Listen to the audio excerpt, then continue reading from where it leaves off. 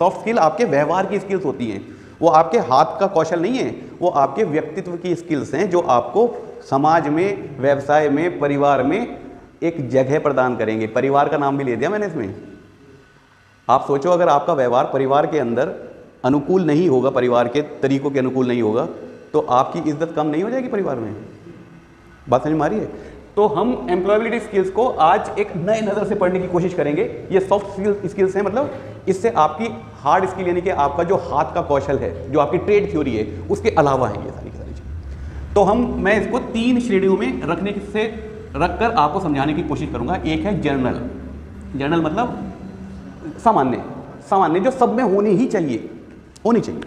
उसके बिना तो काम ही नहीं चलेगा। अगर आप इंसान हैं और सामाजिक इंसान हैं तो कुछ गुण के बिना तो आपका काम चलेगा ही नहीं। और ज़रा थोड़ी ईमानदारी के साथ इस चर्चा को करेंगे हमारे साथ। इस चर्चा का करने का मतलब, परीक्षाओं में तो ठीक है, परीक्षाओं में तो सवाल आएंगे ही आएंगे, आपके व्यावसायिक जीवन में आपको बेहतर अवसर तो मिलेंगे ही मिलेंगे, पर इसका असल मकसद क्या है आज की इस चर्चा का, ये जानना कि क्या हमारे अंदर ये गुण हैं, कितने कम हैं और इन्हें कितनी बढ़ाने की आवश्यकता है। ये आपके लिए है ये लेक्चर, इसको परीक्षाओं तक सीमित मत रखना। हमें ये जानना है कि जो आज हम चर्चा कर रहे हैं, और इसमें दोनों तरीके की चर्चा करेंगे। अगर आपको लगे कि जो मैं कह रहा हूँ ये गुण नहीं होने चाहिए, इसका कोई औचित्य नहीं है, कोई मतलब नहीं है, इसके बिना भी काम चलेगा, तो भी चर्चा करो। और अगर ये मान लेते हैं हम कि हाँ इन गुणों की आवश्यकता है हमें आगे बढ़ने के लिए, तो फिर ये भी देखना पड़ेगा कि हमारे अंदर उस गुण का स्तर कितना है। ये बात समझ में आ रही है बेटा? तो ईमानदारी से भी होगी और चर्चा भी होगी। समझ में आ गई? तो एक कैटेगरी तो है जनरल, सामान्य, ये सब में होने चाहिए। दूसरी कैटेगरी है हमारी प्रोफेशनल। प्रोफेशनल वैसे एक बड़ा शब्द है, लेकिन मैं इसको, क्योंकि मैं खुद ही इसको डिज़ाइन कर रहा हूँ अपने लेक्चर को। प्रोफेशनल मतलब मैं ऐसा मान के चल रहा हूँ कि आपका व्यावसायिक जीवन में अगर आपको जॉब मिलती है, उस व्यावसायिक जीवन की मैं बात बता रहा हूँ। वैसे प्रोफेशनल उसको नहीं कहते, उसको एम्प्लॉय कहते हैं। एम्प्लॉयमेंट वाली जिंदगी की बात कर रहा हूँ, व्यावसायिक जीवन की बात कर रहा हूँ, ठीक है? चलो इसको एम्प्लॉयमेंट ही कह देता हूँ। एम्प्लॉयमेंट मतलब आपको जॉब मिल जाती है तो कुछ सॉफ्ट स्किल्स आपको वहां पर जरूर चाहिए ही चाहिए। और तीसरा है मेरा एंटरप्रेन्योर।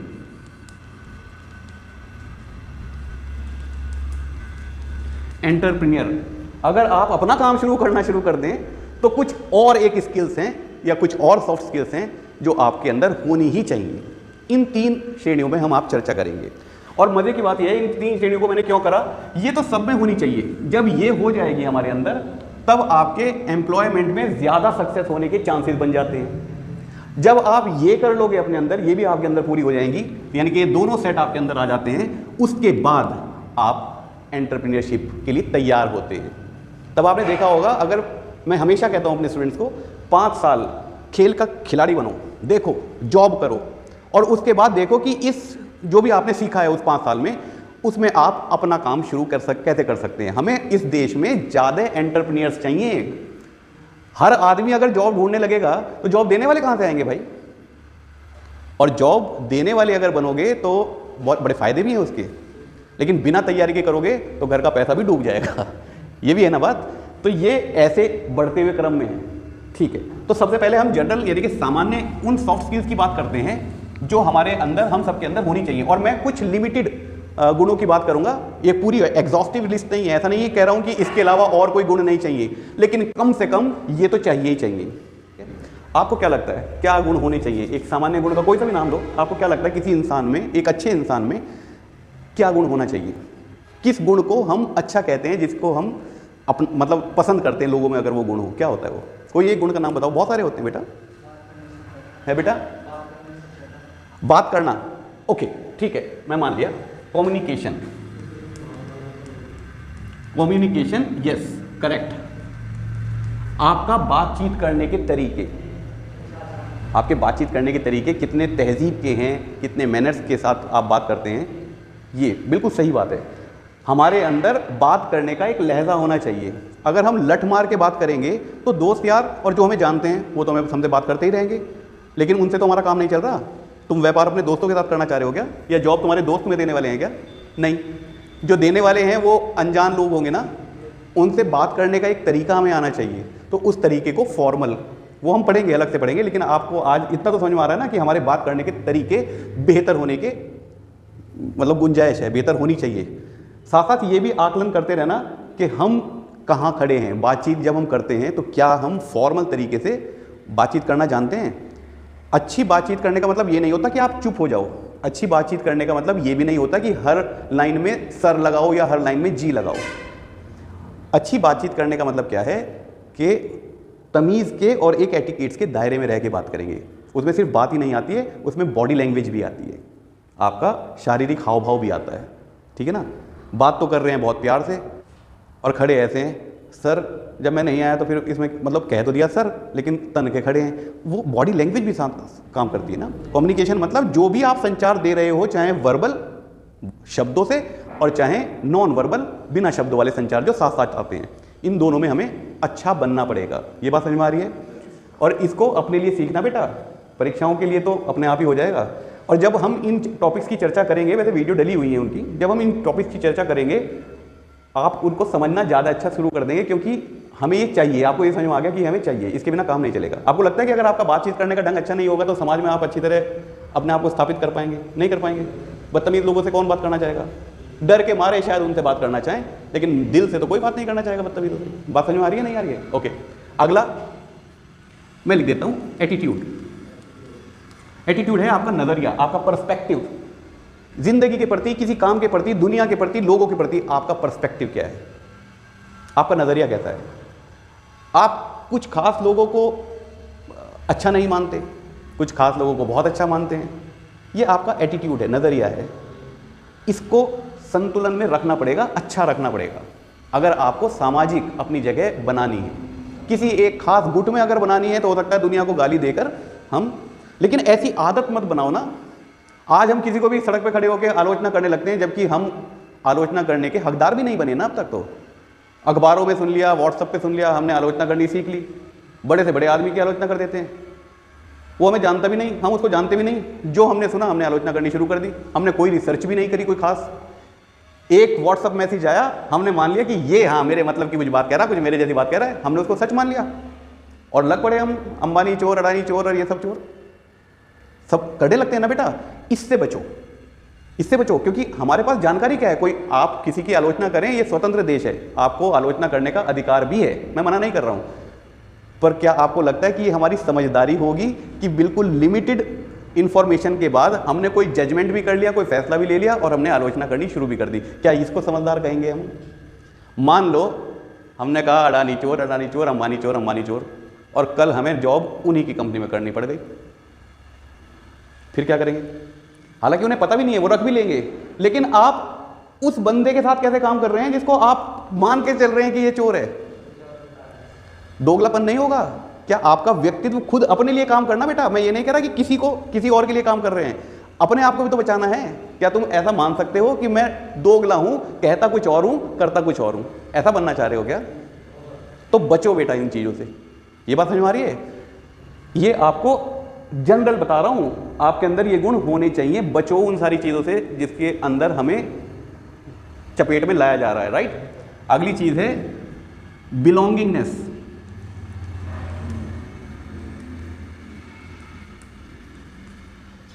अपनापन। इसको जितना विस्तार कर सकते हो आप विस्तार करो। होने को तो पूरा ब्रह्मांड अपना है।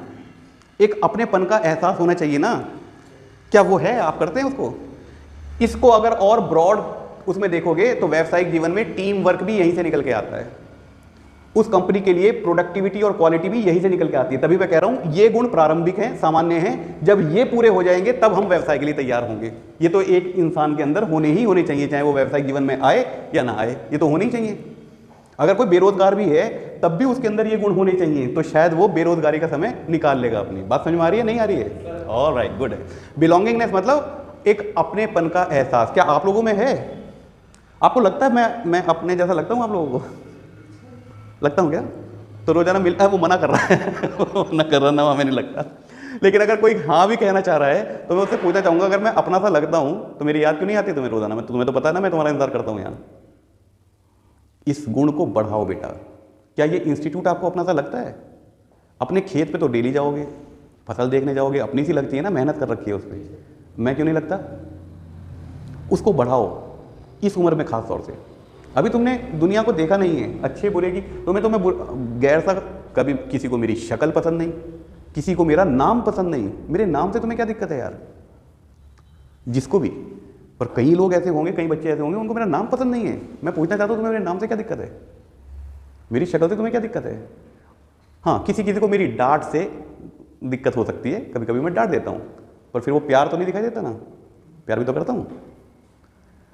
एक बिलोंगिंगनेस, अच्छा अगर पिताजी डांट दें तो उसके बाद ज़िंदगी में उनका चेहरा नहीं देखोगे क्या, पर वहाँ बिलोंगिंगनेस है, यहाँ बिलोंगिंगनेस कम है। आपको ये बिलोंगिंगनेस का अपना दायरा बढ़ाना पड़ेगा, ठीक है ना। क्योंकि मम्मी ने बता दिया बेटा पिताजी के बिना काम नहीं चलेगा, इनके ये डांट भी दे तब भी इनके पैर छूना, तो वो एक बिलोंगिंगनेस का भाव आ रहा है, अपनेपन का भाव आ रहा है। यहाँ पर किसी ने नहीं बता रखा, यहाँ पर आपको बता रखा है अरे तू चिंता मत कर, शेर है तू, शेर बब्बर है, भिड़ जाना भाई लोग आ जाएंगे।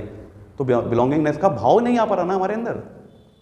इसके बिना आप कैसे ऐसे सोच सकते हैं, कैसे कल्पना कर सकते हैं कि हम किसी अनजान जगह जो किसी और की कंपनी होगी वो हमें अपने अंदर बुला लेगा, हमें रख लेगा, जॉब पे रख लेगा और हमें पैसे भी देगा।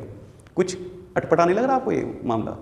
ये समझ में आ रही है ना बेटा? अगर आपको बिल्कुल ऐसा लग रहा हो कि नहीं नहीं सर हम नहीं मानेंगे, बिल्कुल बात आप जो बता रहे हैं मेरे ख्याल से वो मेरे लिए ज़रूरी नहीं है, इसके बिना मेरा काम बढ़िया चलेगा, मैं नहीं मानता दुनिया को अपना। वो भी भाव सही हो सकता है, मैं ये नहीं कह रहा कि सब पे भरोसा करो, सबको अपना मान लो, धोखा मिल जाएगा, नुकसान हो जाएगा। लेकिन आप बिना बात ही दरवाजे बंद नहीं करेंगे। अरे वो परिस्थितियां आएंगी तब हम उस मेरिट पे बात करेंगे ना। आपने मान के रख लिया कि नहीं नहीं साहब जिसकी मूछें होंगी उससे तो मुझे बात नहीं करनी है, ये क्या, ये लॉजिक बिल्कुल गलत है। आप नाम से नहीं चिढ़ सकते ना किसी के। बात समझ में आ रही है बेटा? ऑलराइट। अगली चीज़ है ईमानदारी, ये और क्या कहते हैं ईमानदारी को इंग्लिश में? ईमानदारी को क्या कहते हैं? ऑनेस्टी। ऑनेस्टी, ईमानदारी 100%, इसमें किसी को कोई शक नहीं है। तो बचपन से तुम्हें तोते की तरह रटवा रहे हैं ना। Honesty is the best policy, ईमानदारी सबसे अच्छा एक तरीका है ज़िंदगी जीने का। ऑनेस्टी हर इंसान के अंदर होनी चाहिए। कभी कभी मजबूरी में अपनी ईमानदारी से हटना पड़े किसी विकट परिस्थितियों में, समझ में आती है, लेकिन ये हमारी आदत नहीं बन जानी चाहिए ना कि हमें जब भी मौका मिलेगा हम ईमानदारी को छोड़ के और बेईमानी पे उतर जाएंगे। ऐसे तो नहीं बन सकते ना हम लोग। कभी कभी हो सकता है मजबूरी में, किसी लालच में या किसी नुकसान के डर से हम अपनी ईमानदारी छोड़ दें, कभी कभी, वो भी इस उम्र में, क्योंकि अभी आप लोगों के पास वो ताकत कम है, रिसोर्सेज कम है, तो नुकसान सहने की क्षमता थोड़ी कम है। यहाँ तक मैं समझ सकता हूँ। लेकिन ये हमारे ज़िंदगी जीने के तरीके ही बन जाए कि हम जब भी करेंगे काम बेईमानी से करेंगे, ये अच्छी बात नहीं है। क्योंकि अगर ये वाली चीज़ें आपने पूरी नहीं करी ना तो व्यावसायिक जीवन वाला तो मामला छोड़ ही देना, ये तो प्रारंभिक है, सबको होनी चाहिए ये। इसके बाद एक और रह जाती है रिस्पॉन्सिबिलिटी, जिम्मेदारी।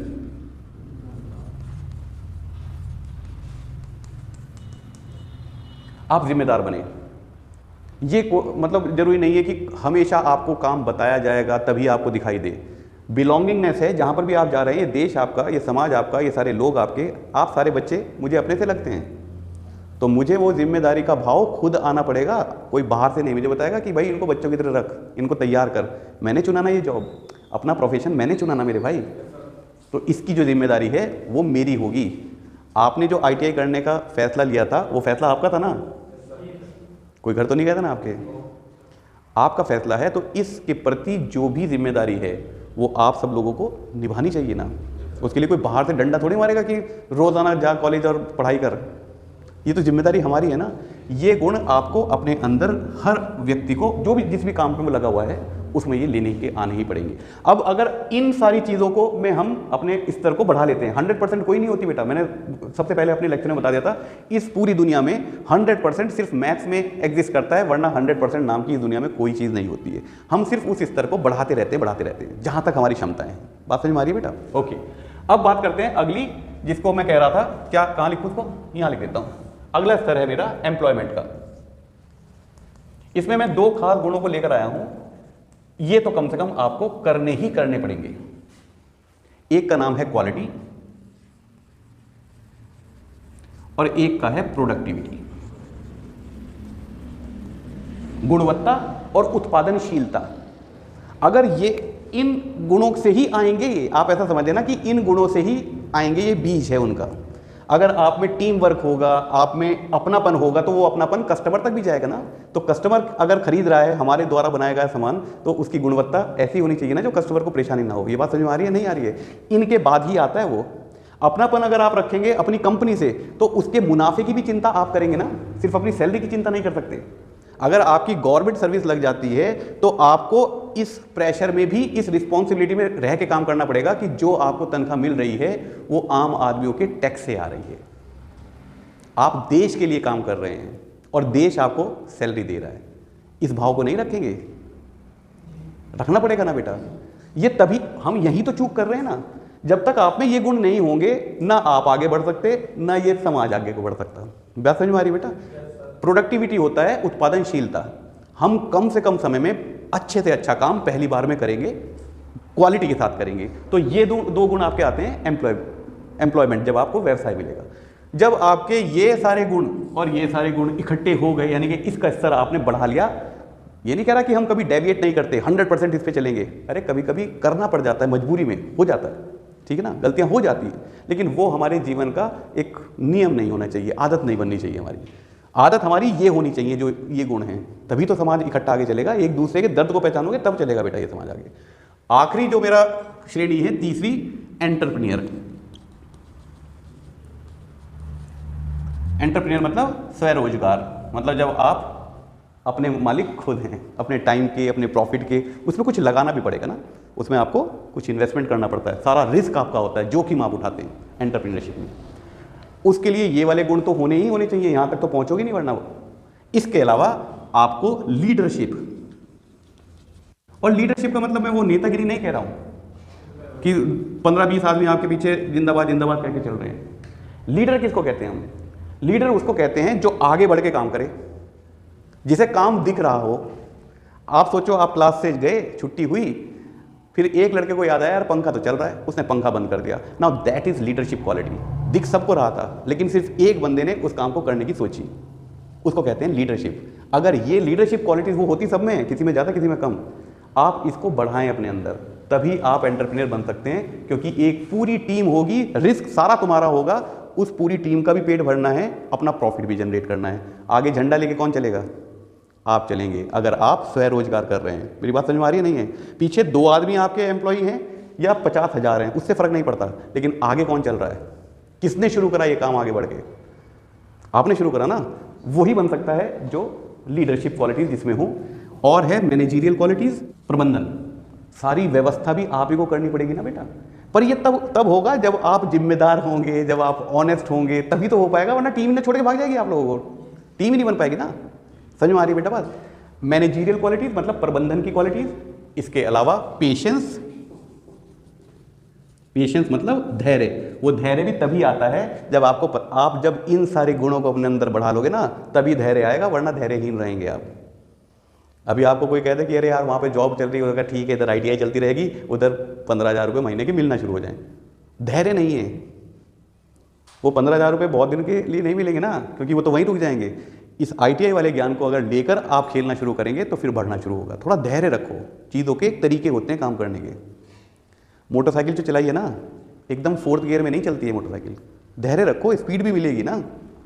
ये तभी आएगा जब आपके अंदर एक ठहराव आएगा। ये सारी चीज़ें बहुत सारी आपके व्यक्तित्व में विकास कर देती है, कुछ अलग चमका देती है उसको, ऐसा कह रहा हूँ। और एक होता है परसुएसिवनेस। ये साथ साथ इसलिए लिखना शुरू करा, मतलब जरूरी है। पेशेंस का मतलब आप ऐसा नहीं हो किस्मत के भरोसे बैठे, अरे धैर्य रखा हूँ, हो जाएगा हो जाएगा।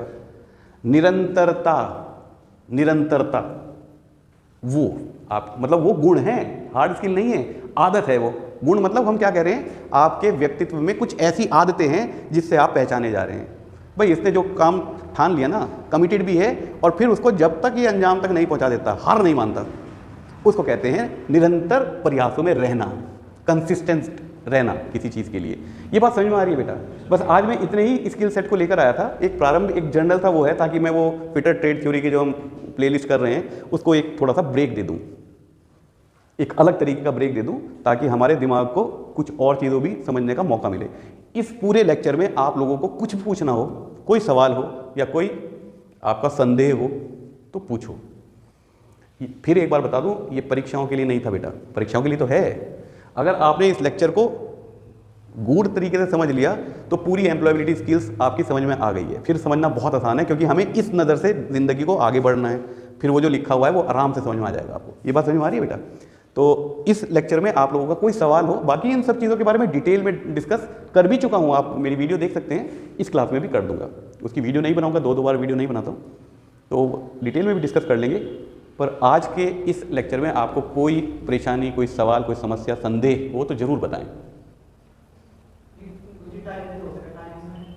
टाइम पंक्चुअल, यस, मैंने कहा ना बहुत सारी चीज़ें ऐसी हैं जो मैंने छोड़ दी हैं। पंक्चुअलिटी जो आपने कही ना, देखो उसको मैं क्यों नहीं इस लेक्चर में कहा, बात सही है। मैंने कहा बहुत सारे गुण ऐसे हैं जो इसके अलावा भी हैं। एक बार ये सारी चीज़ें हो गई, आपको मान लो व्यवसाय में जॉब भी मिल गई, जब पैसा मिलना शुरू होगा ना, और जब लेट आने पे पैसा कटना शुरू होगा, तो आधे तो सीधे तुम वैसे ही हो जाओगे, टाइम के पाबंद तो तुम वैसे ही हो जाओगे भाई। मेरी बात समझ में आ रही है? लेकिन जब तक आप जिम्मेदार नहीं हो, आपको डंडा मार के भी अगर मैं टाइम का पाबंद बनाना शुरू करूं तब भी आप नहीं होगे, चाहे तनख्वाह कटती रहे, आप उसको वो नहीं करेंगे।